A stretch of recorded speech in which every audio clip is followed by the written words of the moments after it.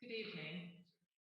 My name is Anna Heller. I'm the Bruce A. Beal Director of the Rollins Museum of Art. And I would like to start by with our land acknowledgement statement.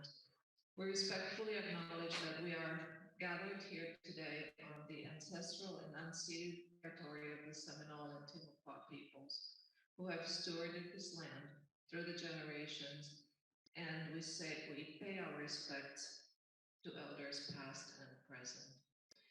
Tonight it is my privilege to introduce a lecturer and a speaker who are, it's not an art lecture, but it's a lecture that is so consequential for our museum, for our college, for our society today. And so we were so happy to be able to host it. Of course, it did start with an art connection, and I want to thank Christopher Thorpe, friend of the museum and a friend of mine, and Rollins class of 86, for making the connection between the exhibition Arts Encounters, Ally is a Verb, which is currently at the museum and will continue to be on view until the end of May. And that's an exhibition that explores the definitions of allyship and advocacy as illustrated by contemporary artists. So today's speaker, Arsham Parsi, embodies that allyship and that advocacy in his world, in his work, and in his life. And Christopher made that connection, and I'm so happy and grateful that he introduced us to Arsham and that we were able to host him today, unfortunately on Fox Day at Rollins College. Arsham Parsi is both a very active and influential activist and an ally. He was born and raised in Iran and became an advocate for the LGBTQ community when he was very young and did it in secrecy. And of course, you probably know why in secrecy, because Iran has some very strict laws against homosexuality. And so those stringent laws put his life in peril at one point and forced him to go into exile. So he currently resides in Canada. And it started all with from what I understand, and correct me if I'm wrong, with a small online group when you were 20 or 21. And he went on to found and lead what today is the Iranian Queer Organization based in Toronto, as well as the International Railroad for Queer Refugees.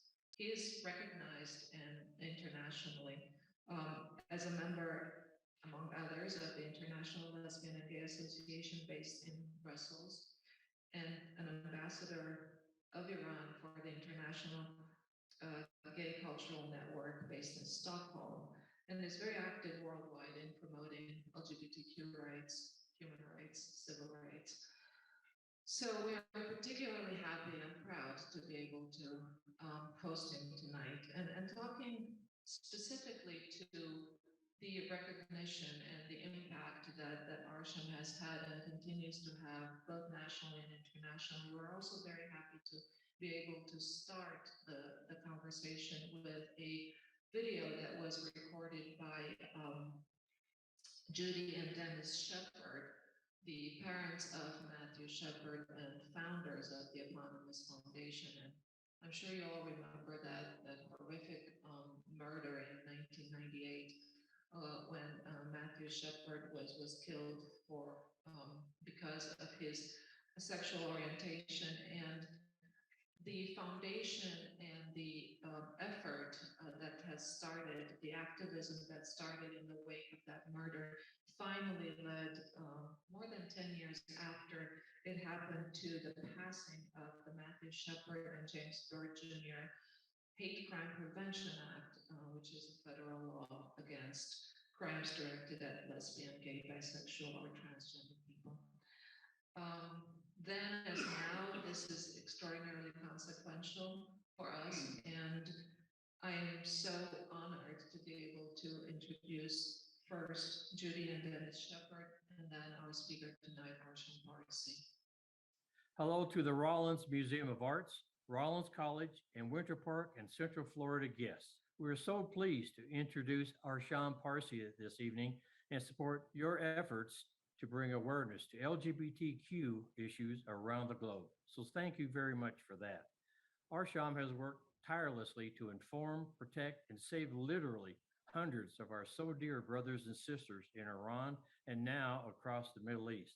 We applaud his important work, especially at a time when LGBTQ persons are again targeted for oppression, even in our own country, as evidenced in the Don't Say Gay bill currently awaiting the governor's signature. Like all of you are doing tonight, the Matthew Shepard Foundation mission is to emphasize the dignity and equality of all people. Our work is an extension of Matt's passion to foster a more caring and just world. Thanks to you, we continue to share his story and embrace his vigor for civil rights and to change the hearts and minds of others to accept everyone for who they are. Wishing you a wonderful evening and thank you for your support. I was born in a very ordinary family. I'm the first child of the family. And on that day, I have no idea who I am and what will happen in my future, like all of us. And I had a quiet journey. And I was around 8, 9 years old that I noticed that I'm different from everyone else. Sometimes they blame me because of the Cinderella. Everyone, was paying attention to Cinderella, and I always was like, oh, such a cute prince.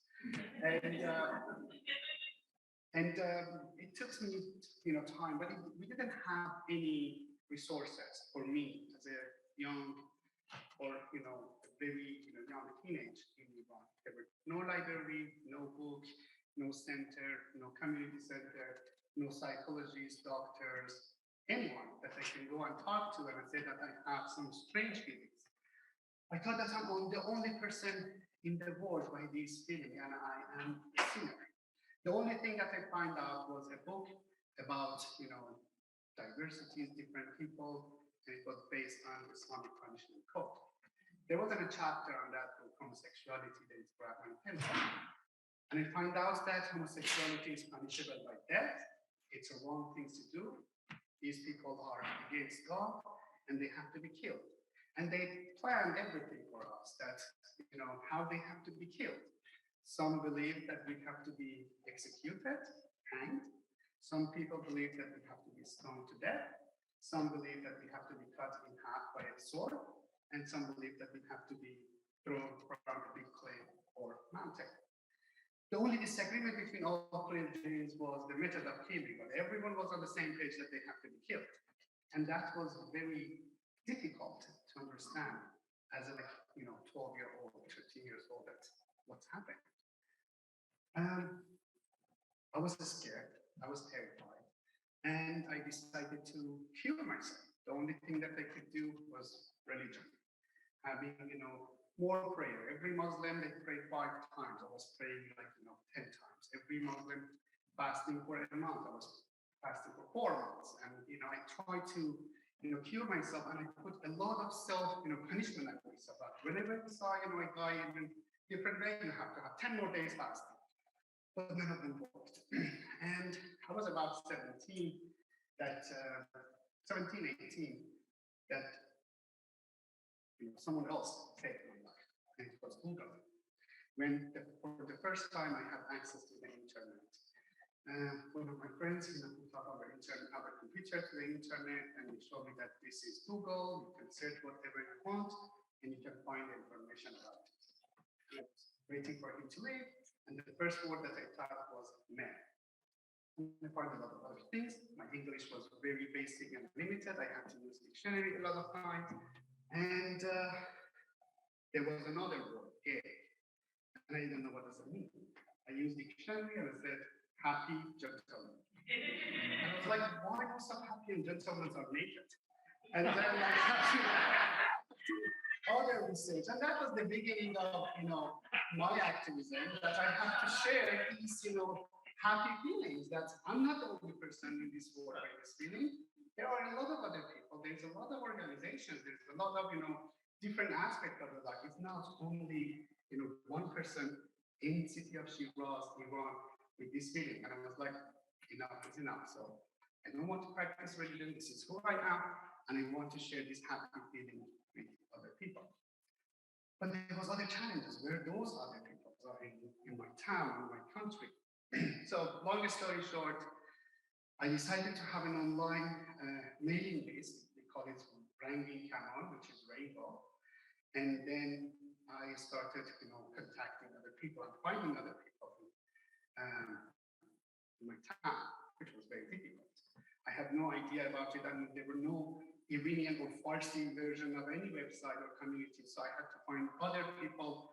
I had an Italian friend I found an Italian individual who lives in Tehran. He put me in contact with other people, and I started traveling all around the cities, and I met 4,000 people in 4 years. And I added their email address in our mailing list, which is still we have. So the mailing list that if you go and sign up on our website, still there are people on that mailing list that I signed them up personally, many, many years ago when I was in Iran. And that was the start of the activism. I wanted to share this information, but all the time was not a happy incident. One of the people that I found was a trans woman. Her name was Roshana. A few weeks after we met each other, her parents find out about her gender identity. It was a big fight and drama, and she committed suicide by eating arson. And that was like, I just found these people and why this should happen. That was a big unknown at that time.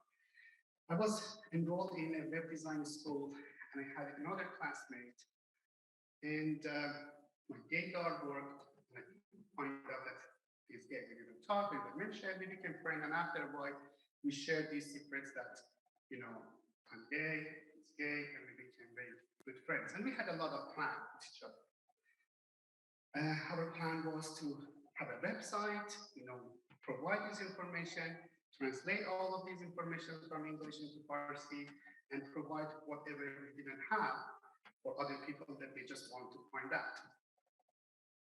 After a while, I called him several times, he didn't answer. I went to his home. I was let in by his parents to go inside his home, and I saw a lot of, his bedroom sheet full of blood, because his parents find caught him with his partner, and he killed himself.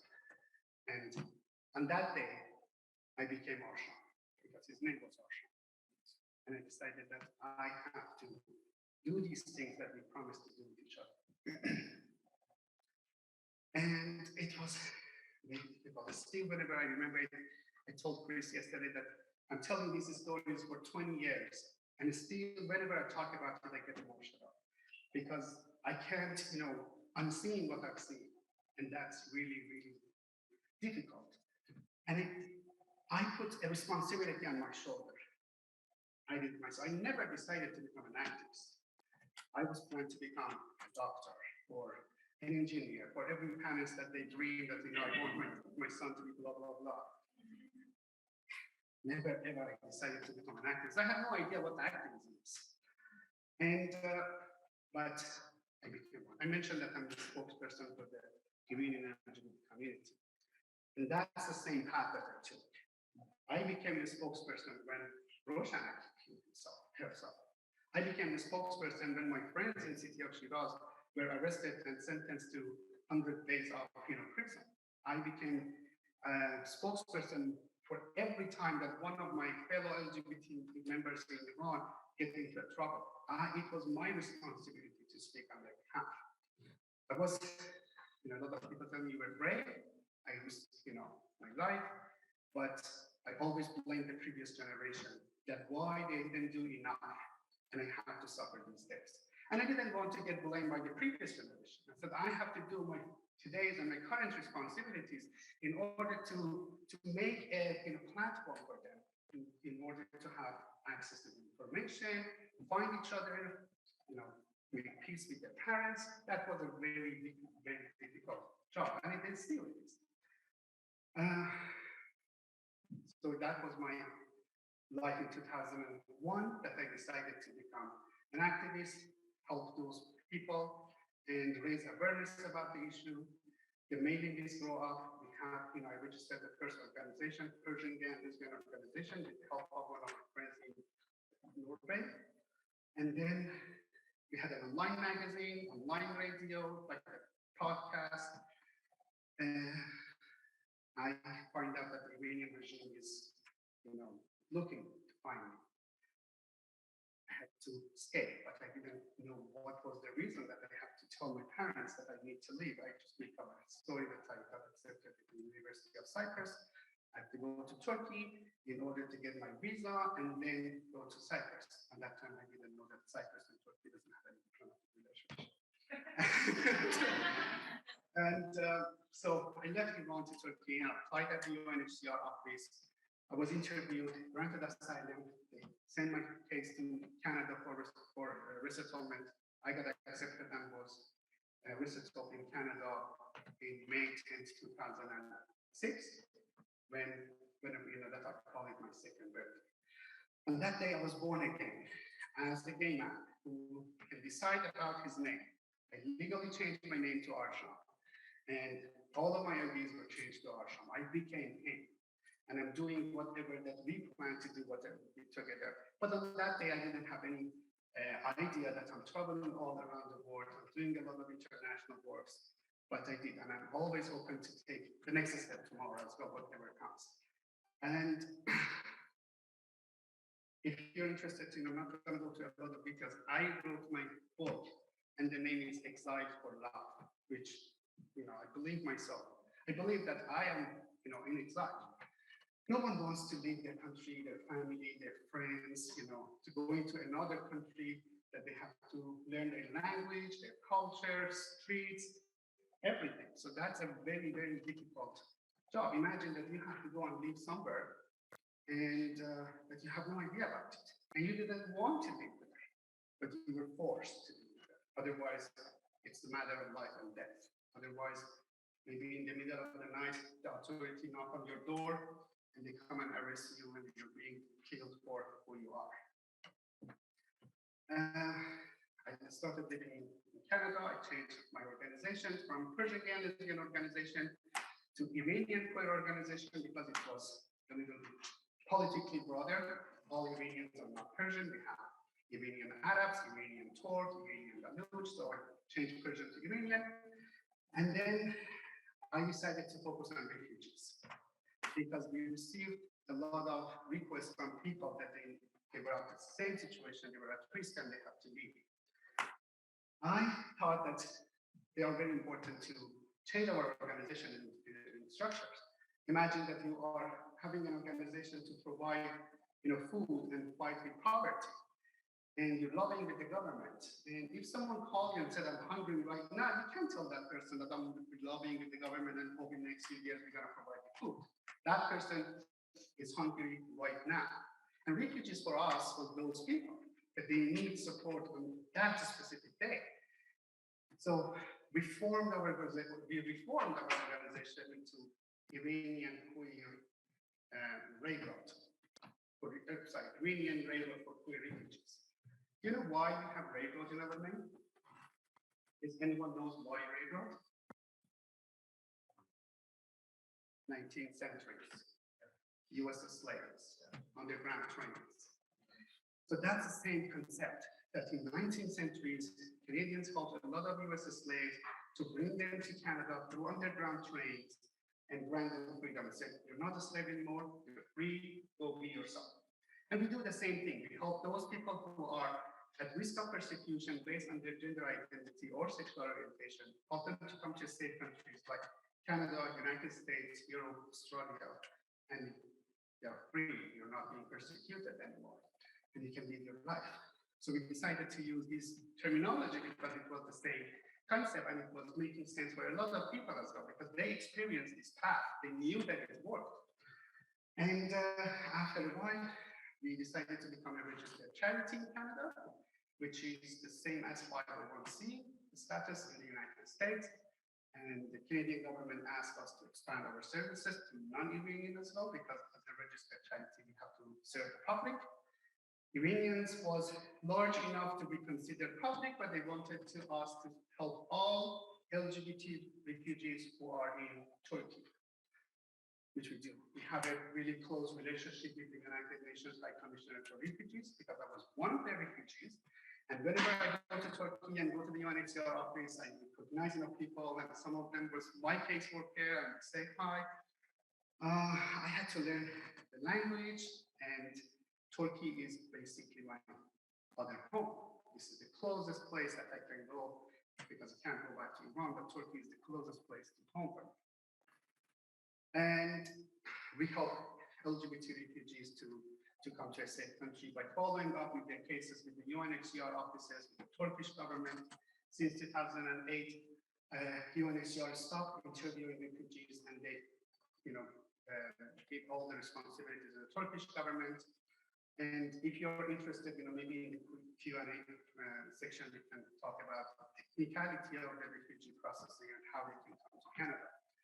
And then President Trump took the office, and he signed an executive order to ban, for they call it Muslim ban, and then for refugees.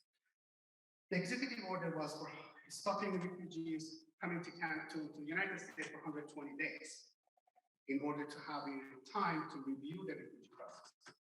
120 days become 4 years, and nothing happened, and they were stopped. Even those people who finished all their interviews, their background check, medical check, their flights were booked even, everything was canceled. So the UNHCR were overwhelmed. They transferred most of these cases to Canada. Canadian immigration pipeline were overwhelmed as well. The refugee process before President Trump was, President Trump for us is like BC, after. And before President Trump, the refugee processing was about 18 months. From the day that they leave the country, fly, being interviewed, being, medical checks, background checks, everything, and arriving the country of resettlement. After President Trump, because of the backlog, because of the Syrian issue, they had to leave Syria because of the war. It became around 4 years because all of the resources were the same. UNHCR had 13 interview rooms. Canadian Embassy had 5 interview rooms.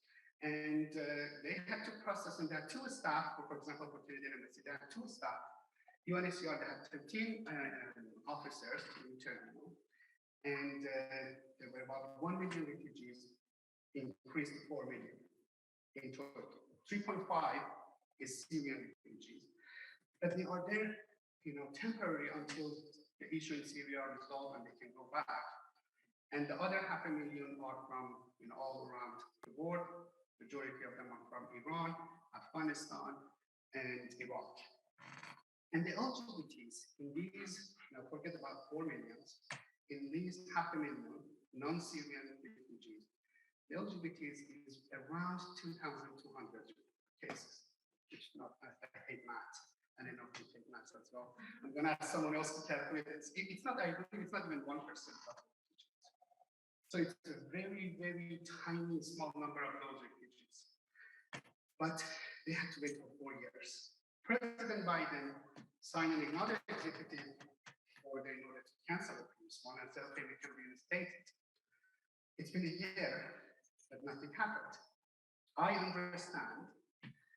It's like you have a restaurant and the city is going to shut down your restaurant for the violation of health code. So you have to close the door. And that night, no one can come to your restaurant. After 6 months, the city said you can open up.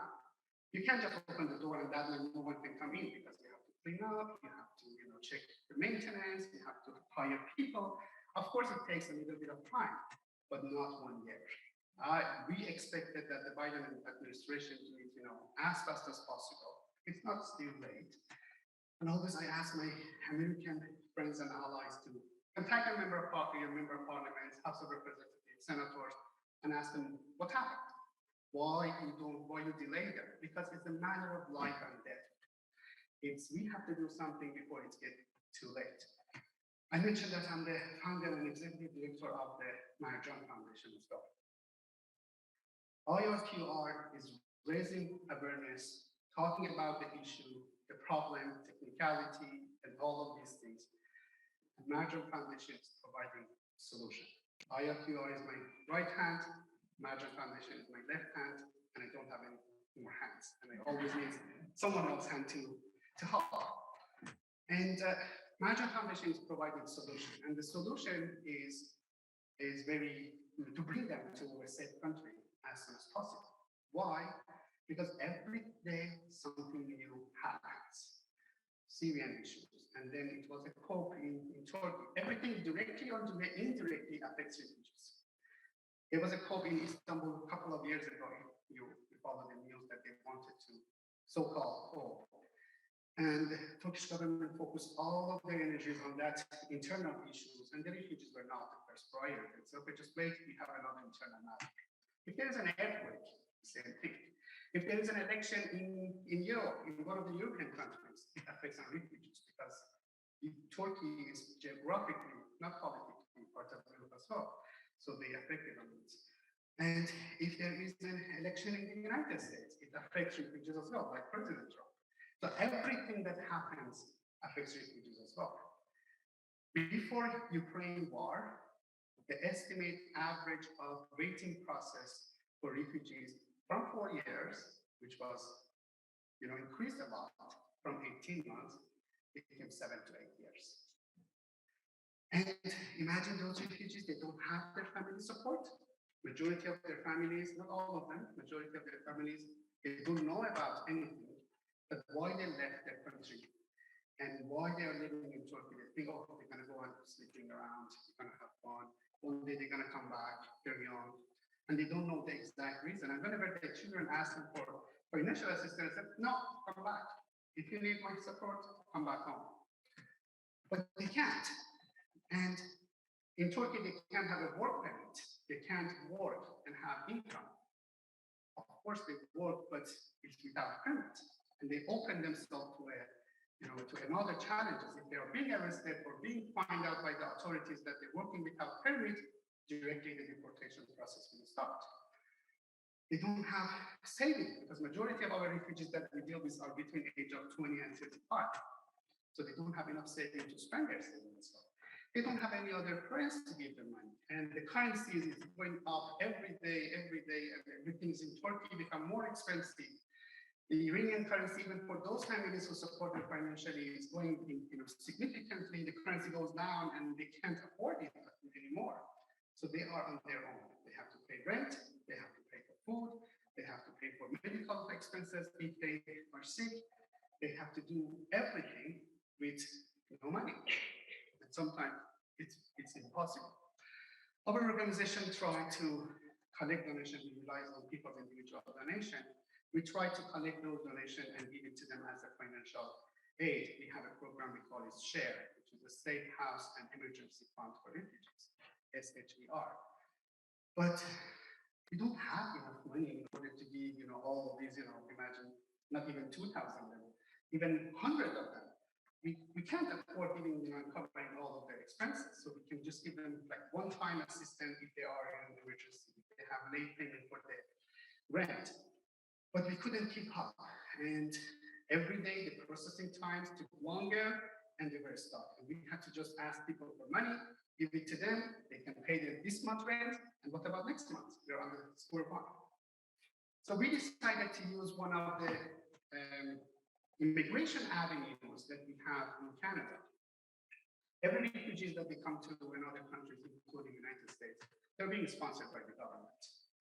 The government pays for usually for a certain period of time. So I'm going to focus a little bit more on Canada rather than the United States. So the Canadian government, they pass a budget at the parliament that they can bring X number of refugees every year, and the government has that budget to pay for the first 12 months of their expenses. It's not expensive, it's the minimum amount that they can survive. For example, they're not going to give them money for a one-bedroom apartment. It's just for one shared room, basic food. And it's, I think, about 1,100.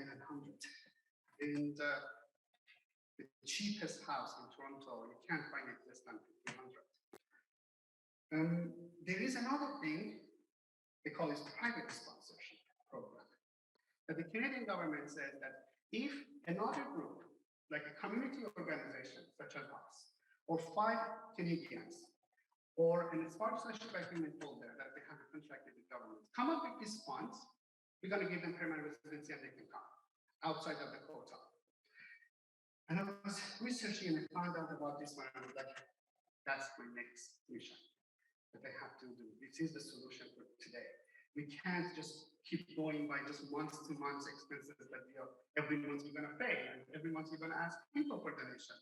And everyone we're going to send an email, we're going to say, give us money, and people are going to fed about how much, just give us some more information. Why every email that we send is for money. We decided to sponsor refugees. We started in June 2019. And I'm so happy to mention that that was a very, very successful project. We asked friends and families of refugees to come up with. I'm going to pass out. 37 after. Okay, and we asked their family and friends. It was very difficult because for a sponsorship program, we need to have 23,500 Canadian dollars, which is about 20,000 US, in order to pay for the first 12 months. If we have that funds, we can sign an undertaking to the government, send it to the immigration, and say, this is money, this is in our account for this person, follow this application, and grant them permanent residency. So far, since June 2019 until today, we submitted 76 applications, and around 70 of them approved. The last 2 approved yesterday, and I received the email that from immigration that they always, happy to look at it. I'm going to show it to you. So for the sponsorship approval, sometimes I read this 3-4 times. I know this is the same text, and they just changed their name, but it just gives me a happy feeling that one more person is saved. Another person is coming as well. About 20 of those refugees already arrived in Toronto. If you go to our Instagram, every time I take a picture with them, I posted on Instagram that they arrived in Canada. So the railroad has done their job. They are safe. They can do whatever they want. And still there are more people. And collecting, in about the first 18 months of Arsham Foundation, we were able to raise $1,500,000. Our RFQ's annual budget is still, struggling to get $50,000 per year. But for Arsham Foundation, people were more happy to contribute because they could see that they arrived. It wasn't boring enough for IRPR to just wonder what's the issue. And a lot of people wanted to see the exact result of that work. And we were able to do it. And a lot of people, we collected money for them. A lot of the response came from their families. And I had a big struggle to convince them to give us money. And I'll just give you one example, and then I'm gonna leave it to your question, and then we're gonna catch up. We have a refugee, a trans woman in Turkey, and she has a sister in Toronto. She told me, I don't have any money, my family can't support me, but I have a sister. I don't know if she helped me or not. She's not talking to me. I was like, I gave her a call. And I talked to her, and I was like, it's about your sister, or she was like, brother. I was okay, it's about your sibling who's in Turkey, and she is in need of support. And we had a little bit of discussion, and she mentioned, no, he's dead to all of us when she decided to change. And I was like, I felt that she's really religious because I could see her WhatsApp, picture. And I asked her, okay, so do you believe in God? She said, of course I do. I was like, do you consider a good Muslim? She said, I do. I was like, do you believe that when you die, that God asks you about, you're going to judge you based on your actions? She said, yes. And I was like, what are you going to tell your God if he asks you, you could save your siblings, but you didn't? It was a kind of 30 seconds pause. And she was like, let me think about it. The next day she called. And she said, I'm going to pay, but when she come here, she shouldn't contact me at all. I was like, okay, no problem. And while we are friends, she keeps following up about her status. So we have to, deal and go through these family issues as well in order to convince one by one. And it's been difficult. I believe that we need, in order to bring change to the society, we need to have 3 A's working together. The first A is, I assume most of you, academics. You go to the university, you have research, you have investigation, you write your book, your thesis, there is a lot of articles and books, but there's no guarantee that those people who need to read these books, they do. It's gonna sit on the libraries. And probably we read those books that we already know what it's about. We need a second A in order to come and help activists to make a change. Activists. If I roll my sleeves and goes outside, a lot of time people was like, oh, that's scientifically, it wasn't proven. I can bring that book from that academist. I said, no, this is an article. This is, it wasn't a study on it. And we can, activists and academists, they can work closely with each other in order to bring a change. But it takes time, all of us know. It takes years and years and years. We need a third A to join these two in order to speed up the process, which are artists. If artists join us, if they have just one piece of fine art, or 5 minutes clip, or a song, or whatever that they want, they can have many years of that activist and academist in 5 minutes clip, and people are going to watch it and understand the point. So imagine artists, activists, and academists work together closely, and they're going to speed up the process very significantly. They can bring social justice into the family, to the friends, neighborhoods, and everything. It's difficult, it's tough, but it's doable. We decided to do this one, and we proved that it's possible. We have a lot of volunteers that they are in universities, they are artists, they're activists, and we try all the time to work with each other in order to bring this change. And I'm sure we can do it, and I'm sure that saving someone's life, it seems very difficult, but that's not very difficult. Thank you so much.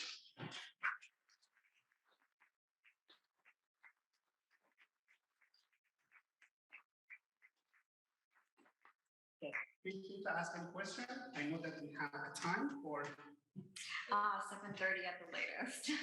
So it's 6:45. About an hour? About 30 minutes or so. Okay, but whenever we finish, I promise you that I can stay outside until 10 p.m. and answer all your questions. But use the opportunity right now, because here it's free. Outside I'm gonna charge you.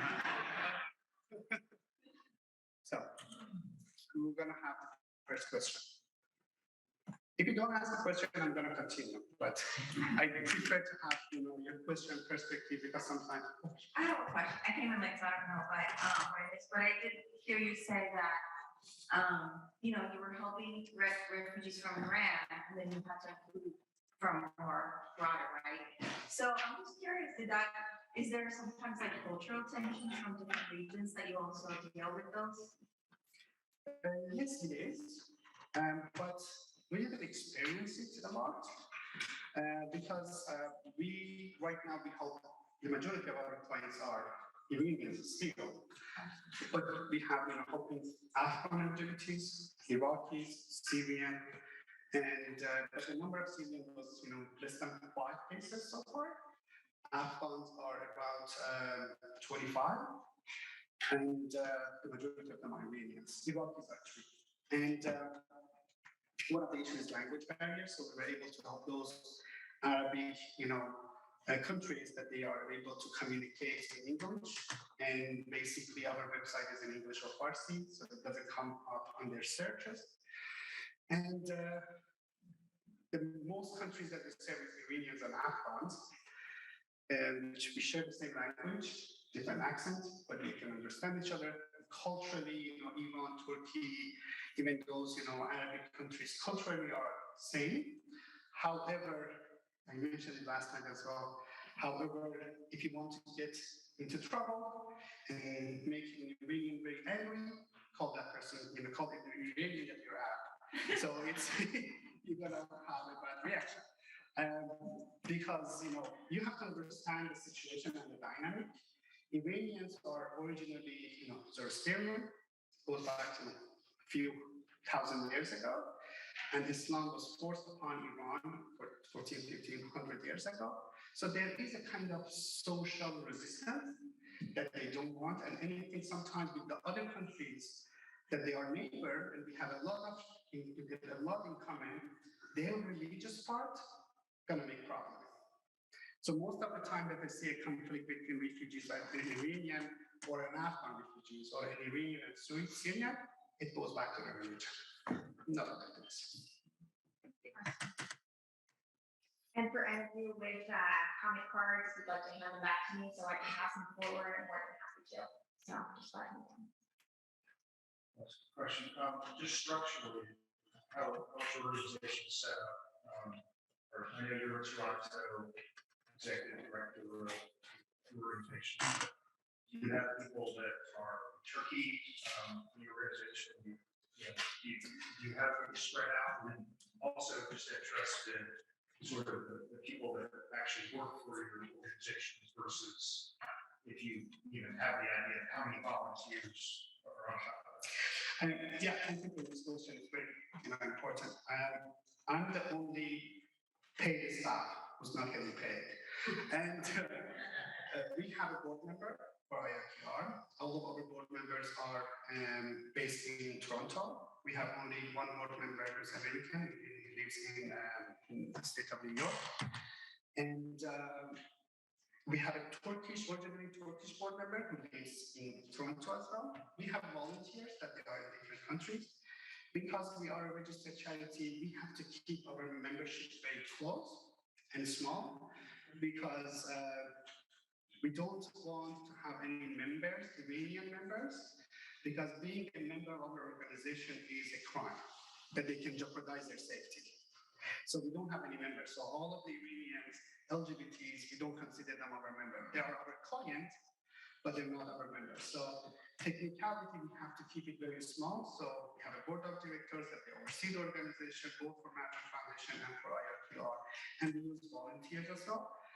And the volunteers are in a limited capacity because we don't give them access to personal information, because it's very, very important. Since both of them are refugees, and we don't have any control over, yes, they're going to sign confidentiality agreement and other things, but I don't have any capacity to enforce it. If someone contacts me and says, oh, I'm HIV positive, I should be the only person to find out, because I can control myself, but I can't control someone else. Maybe they're going to tell someone else, and they're going to, everyone has one close friend that they're going to say, I'm going to tell you something, but you can't tell anyone else. Everyone doing the same thing, and everyone knows what's happening. So, and the other issue with volunteers is they are temporary for a short time. It takes 6 months minimum in order to train them.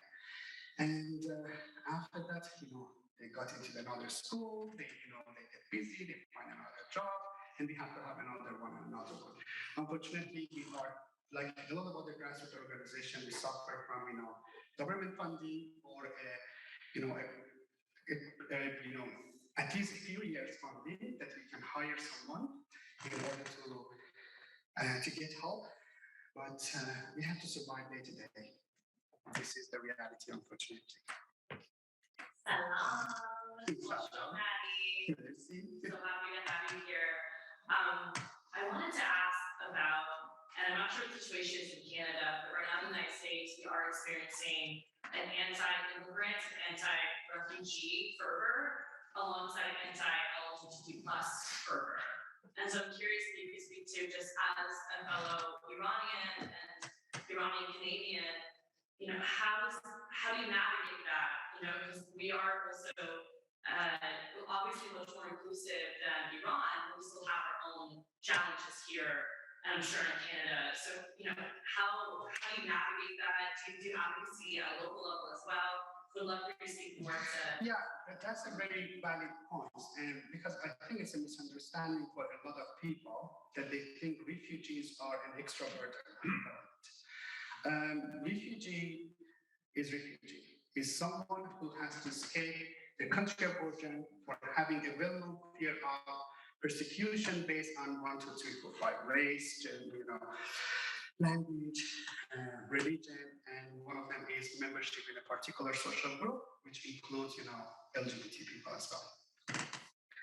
And when they are being refugee, they're going through an extensive, interview process in order to determine if they are meeting the refugee criteria based on 1951 Geneva Convention, which is a definition of refugee. If they're meeting the criteria, they are being granted refugee status, and then they are being resettled. Resettlement is not a right, it's a privilege. So all of the refugees, they're not being resettled. Usually around 1 to 1.5% of refugees are being resettled to, say, countries like Canada, United States, and other European countries. And they have to pass an extensive, background check. During Trump administration, when they say, oh, they might be terrorists, we don't know what's happening. Even if one refugee can be terrorist, that's, you have to go back to your government that they failed, because it's a very extensive, background check, which takes months and months and months. They have, for example, in Canada, we have the federal check, which is same as in US. We have an FBI check, you have state check, you have the municipal government's police check to make sure that their name is not in any blacklist that they come up. They get all of their social medias, they email passport, they're gonna go and read everything to make sure that they don't have any suspicious activities. And the challenge is all of them should be valid when they want to be issued a visa. For example, I just make up numbers. FBI checks is valid for 6 months, the state checks valid for 3 months. By the time that it's finished, the other one expired, and they have to do it again and again. And then there is a medical check to make sure that everything is in order. And they know the medical history, if they have any TBs or HIV or other, infectious diseases, in order to plan for them to receive the proper healthcare even before their departure. Some of the diseases, they have to be cured before departure. Some of them, they can come up under medication. For example, if someone has syphilis, they have to have 10 days medication before they can book their flight.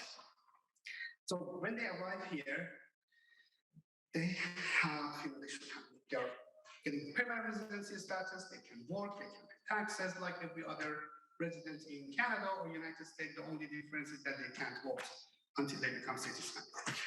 There are a lot of people that don't understand. They think these people, they just come here for money.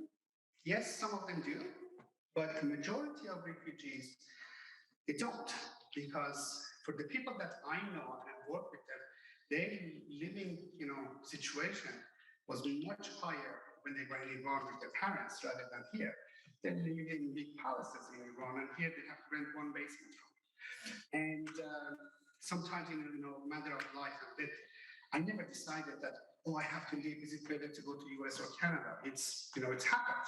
I knew that I have to leave immediately, and I did. So it needs to be educated.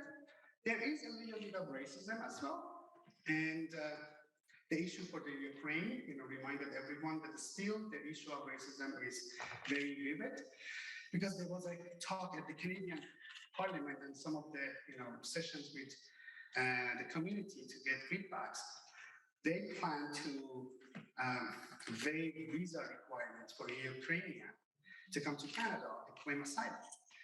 I had just a couple of minutes to make my point, and I was like, it's wonderful. I think Canada has to do it, to waive visa requirements for Ukrainian to come here, because it's Canada's job as one of the leaders of human rights and democracy. But if you want to waive Ukrainian visa requirements, you have to waive visa requirements for Afghans, you have to do it for Syrian, you have to do it for Iranians, because you cannot pick and choose in your humanitarian aid. Everyone should be equal.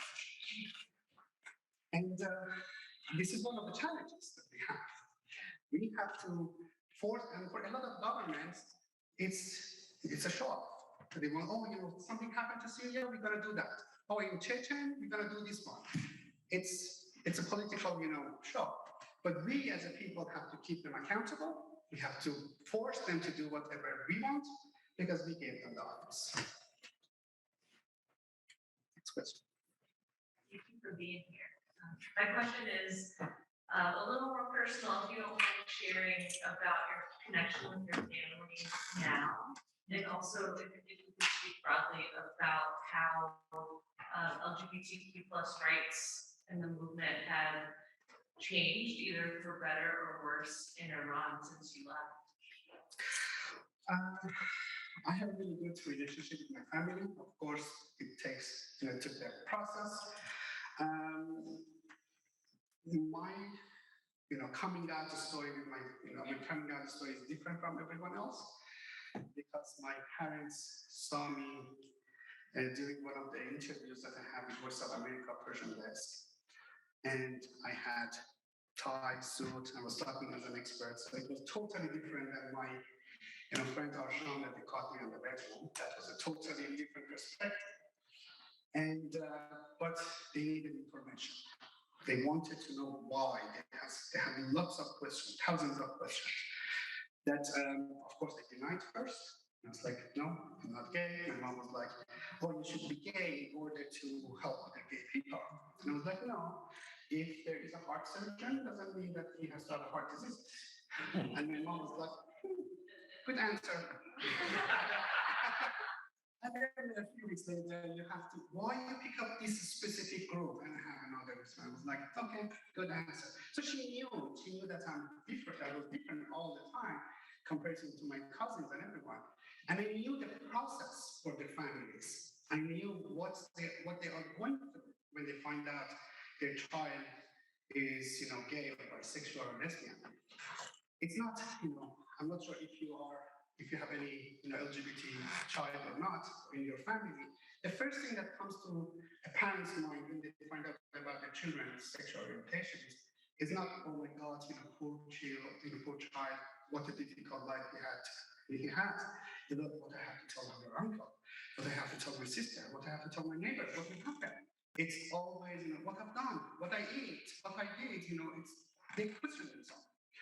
And it's a very difficult, process that they have to go. They have to deny everything, they have to cry, they have to argue, they have to a lot of, things they have to pass in order to come to an understanding. And I knew this path because I was working on this one with a lot of families, and my family was one of them. I had to deny first in order to give them an opportunity to learn more about it. And my family were not strange with the subject. My mom was shocked at why I didn't know all of these people who come to my house every week are gays. That was the biggest, shock for her. Because all of my friends, they came to my house for birthday party, for the evening, for everything, and my mom was friends with them. Sometimes even, one of my friends one time told my mom that, oh, one of my dreams is to wear a woman's dress and dance. My mom was like, is it your dream? I was like, yeah, it's my dream. And my mom was like, come on. She took it to her room and, gave him one of my sister dresses and put makeup and play, and she was like, we dance. And then she told me that your dream should be big and you have to work for it to achieve it. It's nothing. And then when she found out everything, she had to review everything. That, oh, what have I done? Why I didn't understand? Why I connected these dots? But they are fine. They are really supportive. And we have an expression, I'm going to say it in Parsi for you as well. We say, Adu Shabbat Sabab Khair, which means sometimes your enemy can be the cause of good. Sometimes your enemy does something and unintentionally help you. Like President Ahmadinejad, former president of Iran, said we don't have homosexuality in Iran. I swear to God, if he knew this sentence is going to make a global outrage and talking about LGBT rights in Iran, and I'm gonna get 200 interviews in 2 weeks, he wouldn't say it. So I always said, Mr. President, thank you so much for your service. You have done a lot for us. And that's happened to me as well. They are, by the way, they're living in Toronto right now. And they had to leave Iran, and they have to seek asylum because of all the pressure that the government put them. But again, the enemy can be cause of the good, and they are living in Toronto, and it's really good to have them. What advice do you have for family members, sort of like who are new to the LGBTQ community, like as allies, you know, with little ones who have openly come out? How can we like support our kids to sort of learn how to stand tall and face the world on their own, like support them through those years? So you're asking about Iranians or American families or Western countries? It's very nuanced. Iranian ones? No, it's, Not the regular. yeah. Because here there's a lot of resources. One of the most famous is P-Flag. So there are a lot of other parents that they can share this information with each other. So I think that person, if that person is very young, probably they don't know anything. So for sure they have cousins, friends, or anything. They have to hook the parents to those other parents like P-Flag and other organizations in order to get accurate information. We have two kinds of information. We receive the information from an accurate channel, a proper channel, or we learn it on the street from other people. I usually, in the last couple of weeks when the issue of, don't say gay, came up, and I thought about it more, that if you don't talk about it, they're gonna learn eventually on the street from the other people, and usually it's wrong. Usually it's going to put them at risk. And I mentioned to Chris as well that, okay, I understand the point that they don't want to talk about gay issue, at the elementary schools because they shouldn't be exposed by homosexuality, and because they are very young and it's not, we don't want to affect them. I totally understand and respect it, but don't talk about husband and wife as well. Don't expose them to heterosexuality as well. So you can't pick and choose again. And I think it's very important to put them in accurate channels, to give them proper information, especially parents. They can be disappointed at you, but they can't stop loving you. And I know that for the fact. You're based in Toronto. Is it easier to get refugees into Canada than the United States, or just because you ended up there? I ended up there. Why? Because, for the refugees that they are, when they granted asylum, refugee status, UNHCR have a resettlement interview to find the most proper country for resettlement for them. I have an uncle that used to live in California, and right now he's in Fort Lauderdale. And usually they send refugees somewhere that they have friends or family that they can take care of them. And in my interview, I told them that, I have an uncle who lives in Los Angeles, and they give all, his phone number, his email address, his address. And she said that I'm going to send it to the US. And I talked a lot. I didn't understand that, ma'am, that I'm gay activist. I want to continue my work. I never been in any other countries. So send me somewhere that I can continue my work. And she was like, okay, I'm gonna give you a call. So 2 months later, she told me Canada. And I'm happy. So I ended up in Canada. And because I was in Canada, our organization registered in Canada, our work base was in Canada. If they send me to the United States, I would do the same thing, and our base was in the United States. So that was not my decision where the base is. And it's good to be in Canada because in Canada we have more avenues for this kind of activism. And refugees that they come to Canada, they have more support because we have universal healthcare, and all of the refugees are sick when they come to Canada. Imagine that you are 100% healthy, no problem, and you go to a country that you don't have a job, you don't have money, you don't have your family, you don't have your friends, you're illegal, you have to wait in order to be recognized and sent somewhere else, you can't do anything, and you have to wait 8 years. Again, I hate math. Someone calculate how many days, how many hours, how many minutes, because every minute counts. When you have nothing, you have nothing to do. Are you liking that Sundays is a very boring day for you because you don't have anything to do? It doesn't always always 1:30. But sometimes when you're busy, just you don't understand, how the day pass. And for refugees, it doesn't pass at all.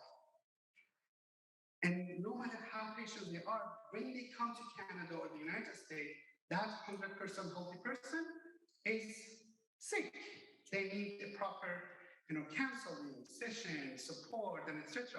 There's a lot of PTSDs that they have to be addressed in order to boost that person up to find a job, learn language, having social connections. If you don't boost this person and we don't solve these issues, they're gonna just remain on the welfare system forever. So we have this kind of support in Canada as well. We have in the United States, but the United States is usually state to state is different, usually between 3 months to 9 months. But in Canada, it's lifetime. Another question? The third aid that you had was artists, Yes. and I'm curious if you are currently working with artists, or if there's a short list of the running gay artists that you identify that you would like to work with. And it shouldn't be really, because we work with a couple of artists that they are doing a lot of, I don't know a lot of terms, it's like graphics and short, cartoons and other things, because there's a lot of information that we want to give people. And these days, everyone knows that no one spends, time to read 2-page article. They don't even read one paragraph. I usually read the news every day, but I just read the titles. I don't go and open it because basically I don't get anything more than the title. But it's very important in order to engage the people, in order to engage the audience, the young generation, to come up with a very simple way of things like, the visual art, like pictures or cartoons and other things in order to give them this information. And we currently work with, a couple of them. We recently redesigned our website, and by the way, if you give me permission, we recently changed our website. Our website is irqr.ca. Also, you can put .org or .net. All of them lands in the same place. One of our refugees, who is a professional photographer, he agreed to help us in order to promote or do social media stuff. And since beginning of 2022, and we recently launched our YouTube channel. He sincerely asked me to ask everyone to subscribe to our YouTube channel because apparently YouTube has a policy that they can give us a lot of fundraising tools and promoting the cause if we reach 1,000 subscribers. Right now, I think we have 650 something. So if you want to know most of the information that we have in Farsi, but he's working on a lot of English version of these documents and information. You can just on the YouTube search IRQR Arsham Parsi. You're going to see one of them with the logo on it, and please subscribe. Our social media, our handle on all social medias are the same, IRQR LGBT. So you can find us on, we're not really active on Twitter, but Instagram and Facebook, we post a lot of information, and we really need, those artists in order to help us and come up with a suggestion. A lot of people ask us how we can help, and usually my response is how you can help. Because whatever you name it, we need it. So it comes as a proposal that they want to do these things for you. So sure, we need this one as well. Thank you. In terms of Speaking of help, in terms of resources, specifically financial, can you speak to a little more? You alluded to the fact that a lot of the support, financial support, does come from these refugees' families. But do you have support from, you mentioned the Zoroastrian diaspora or any other type of groups that might support as well? And you may ask your question, maybe I can merge both of them in order for the time. Okay, so it's related actually. You talked about that in Canada, you have a program where organizations do sponsorship, and that kind of shortens the process. Is there anything like that in the United States? No. Now, as far as I know, there is no similar program in the United States. And the sponsorship, the private sponsorship program that we do, it's not, we were very successful, and the government approved all of our applications so far. Thanks God, don't. None of them were rejected so far. And it was very difficult for me. It took several months for me to investigate. We didn't offer anything new to the government. We use one of the immigration avenues by the government, which they don't advertise at all. That was on the website, but why they have to advertise it? Because it's going to cost them more responsibility. So we usually submit the application that this is what you asked us to provide community. And in terms of the support, there is a law that refugees cannot pay the cost of sponsorship, because in order to close all of the abusing them, just expectations, blah blah blah. But their friends and families, they can do. So a lot of those funds came from their families in Iran, surprisingly. And it took a lot of time, a lot of telephone calls, a lot of things for them to convince them. But they did support their child. Because as I mentioned, families can be tough and disagree with you, but they can't stop loving you. They will say, okay, I'm going to pay, or if it's saving, that's fine, but it's not my son. Usually this is the response. And we are working with, we have a lot of non-Iranians that they support as well when they see these results. And it's surprise for me, and it might be for you as well. Majority of our donations for IRQR, not Matthew Foundation, comes from the United States, mostly Americans. This is my assumption, maybe I'm wrong. The reason that we have more financial support from Americans rather than Canadians is the issue of Iran in the United States is more well known than Canada, because you're going to see the stories about Iran almost every day in the news. So Americans are more interested and more aware of the situation, but Canadians are very relaxed. I know, okay, give me something new for another country, or do we have any new country? And but we have a partnership with an organization based in the United States, the Tides Foundation. They're based in San Francisco. And in order to facilitate for a lot of Americans, we partner up with the Tides Foundation. And even if you go to our website and if anyone wants to donate, they usually be directed to the Tides Foundation Click and Pledge website. They can make a donation to the Tides, and you're going to receive 100% tax deductible received from the Tide. We have an agreement, we submit a proposal to the Tide, and they give us money, and we give them financial reports at the end of the fiscal year. So in this way, it's a win-win situation. Americans can enjoy the tax benefits. Tides is going to give it to us. We don't need to deal with hundreds of people at the same time to provide them documentation. We just deal with one organization, and they deal only with us, and we provide them support. And this is one of the avenues that we have in the last several years. And for sponsorship, the reason that we have Marjan Foundation, that I'm going to tell you the story of Marjan as well, that probably we can end if we have run out of time, but as I promise you, 10 p.m. I will be there. Is that, sorry, I forgot what I wanted to talk.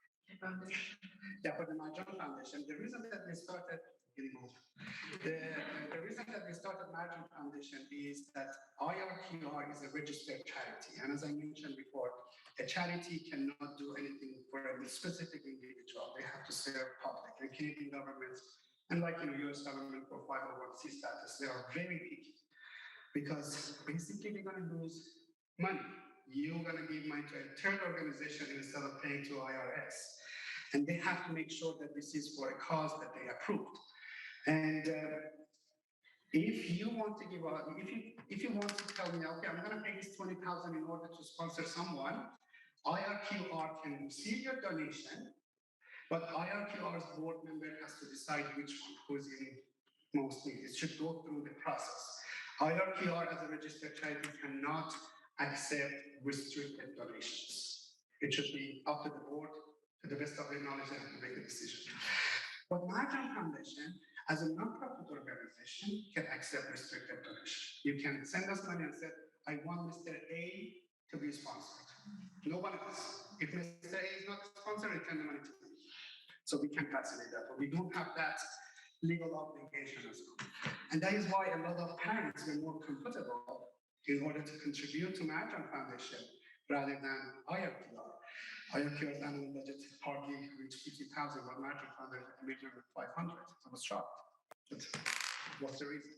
So there is some small, technicality on it. And speaking of the Arsham, I would like to ask everyone to pass the message to your friends, to your families, to everyone. And there is a lot of people that they can afford, sometimes 20,000 US seems a lot, but comparing to saving someone's life is not a big amount of money to save someone's life. And obviously, we all live in North America, and we always, count on every single penny.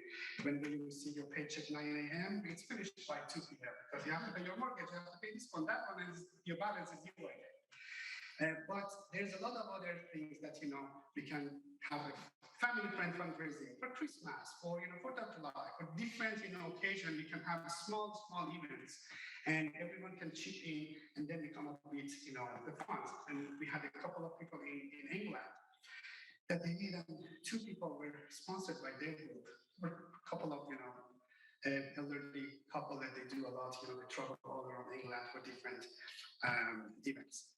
So we have to do something.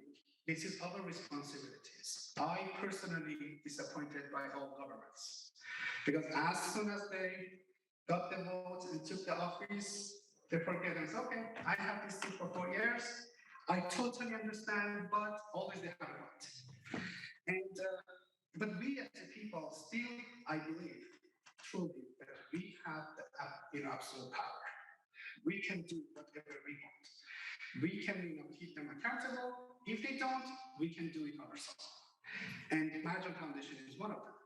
It has had nothing to do with, the government funding and process or whatever. People are doing it between themselves.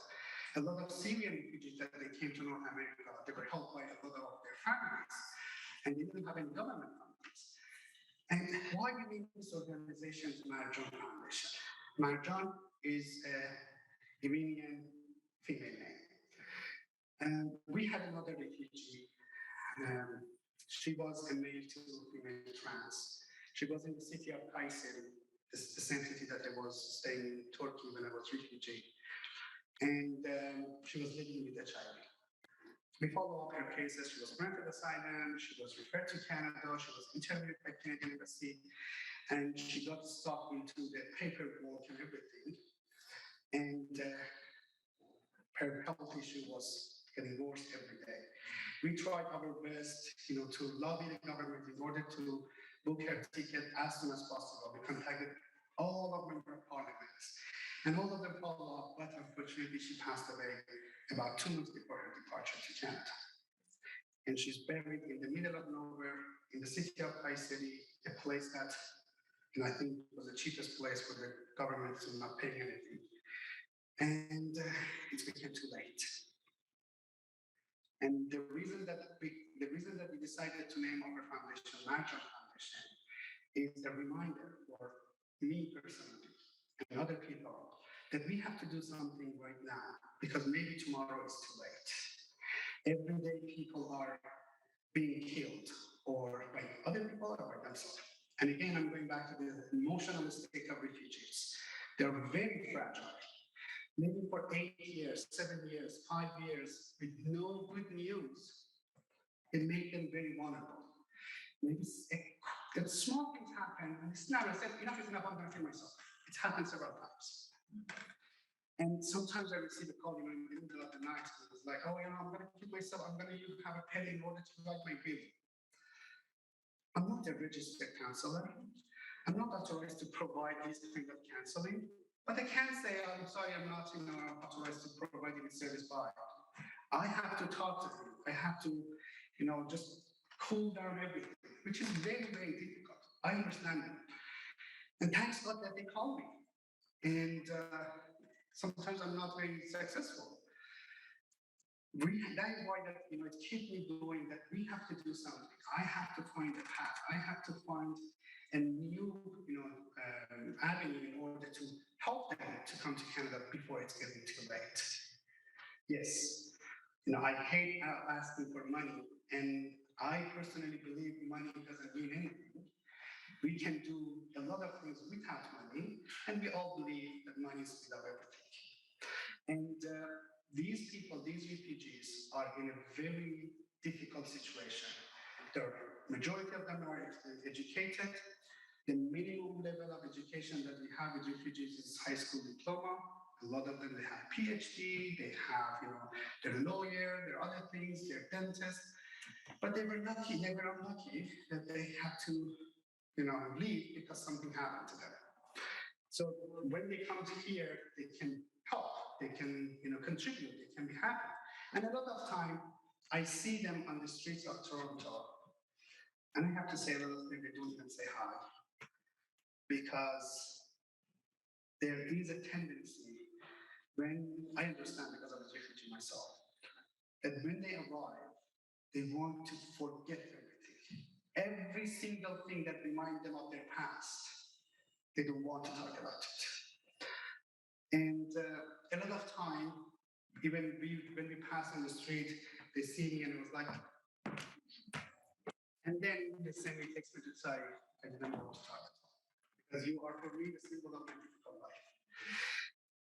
Okay, because I was with them during the hardship, and it makes me happy. It makes me really, really happy and thrilled when I see them that, oh, that one and that one got married. So they are working over there. That person is teaching at the University of Toronto right now. So it is really, really enjoyable to see them that they are doing their life, they're happy, they are enjoying their freedom. And that's more than enough for me. Any other question? And the time, so It's 7:23, so 7 we have time minutes? for few more questions. You said that cost of sponsorship is approximately $1,100. No, 23,500 Canadian, which is about 20,000 Okay. US dollars. Oh, you said the monthly one? Right. Okay. Have you ever tried to see if rather than find a sponsor financially, so that somebody could pay their rent and their meals, instead maybe Upfront? I'm sorry? Instead of upfront? Yes, instead of going that path, have you considered people who would be willing to volunteer or move in their house and lodging instead? Yes, there is these avenues. They can be deductions. If someone gives them a room or a house, they can deduct a certain amount. This is on the website for the Immigration Canada, but we never do it. Why? First, imagine Mr. A told me that they can stay at my home, and we put our application that instead of, for example, 23,000, we deducted, for example, 8,000 because they have a timetable. It takes them like 2-3 years that they come here. Because recently, it used to be about 6 months for the application that we submitted in June 2019. They were here in January 2020. But right now, according to the Immigration Office, it takes about 25 months. And imagine after 2 years, they arrive and say, oh, I sold my house. Sorry. So what we should do? We have an obligation to pay to this person, but I don't have any control of it. And I cannot call police for you to say that you wanted to give it. It was your, charitable thing and support. So always we say that we don't deduct anything from the fees. We have to have the full amount. If they arrive, we give them all the, I go to the airport and give them all the postage checks. The first check is about 5,000-6,000 because there's a startup as well. If they're gonna stay at your place, perfect. They can cash the check and use for other expenses. But if not, they can go out and their own place. So we try as much as possible to have the money. And immigration, the most important for immigration is money. I don't want them to pay. I want to make sure that there is someone else to pay them. And every deduction is an indication of shortfall. That they don't check mark. So, oh, there is a sensitivity because they reduce something probably they are shorter sometimes. Someone else had a question, I believe. Last question.